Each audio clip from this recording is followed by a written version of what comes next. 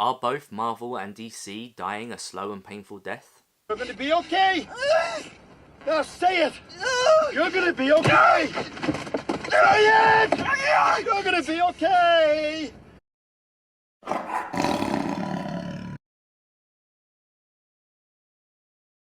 Marvel and DC have shot themselves in the foot and are dragging themselves forward as they slowly bleed out. Marvel and DC made a very odd decision back in the 90s to lock in their current demographic and cut out new and younger readers, choosing to age up their stories along with their audience. And what has this done to the market? Well, right now in 2022, kids simply aren't reading comics. Well, at least not Marvel and DC. They just aren't appropriate reading material for them to enjoy.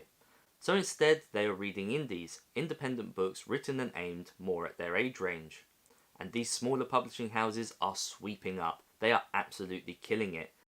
These kids, just like the generations before them, will grow up and want to continue collecting their beloved childhood books. And looking at the data, it won't be Marvel and DC books that they seek out.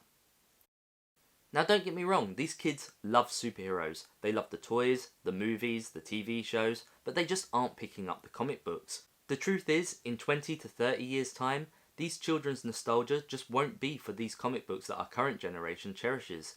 They just simply won't have the emotional attachment. They won't care for them at all. At present, bookstores containing Scholastic and manga are feeding the next generation, while the supposed big boys like Marvel and DC are hemorrhaging fans. Now to be fair, Disney is doing far better than DC at the moment. They have the successful MCU movie franchise, the theme parks, along with another big brand in Star Wars. Meanwhile, DC has very little. Which is really odd when you realise that they own two of the biggest superhero properties of all time, Superman and Batman.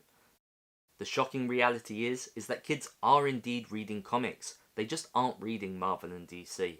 So what do you guys think of all this? Let me know down in the comment section below. Can Marvel and DC claw back those younger, newer fans? I'd be really interested to hear your thoughts. If you enjoyed this video and like me, you have a bit more of an open mind and you can look at these controversial topics, I'd like to encourage you to check out this video right up here.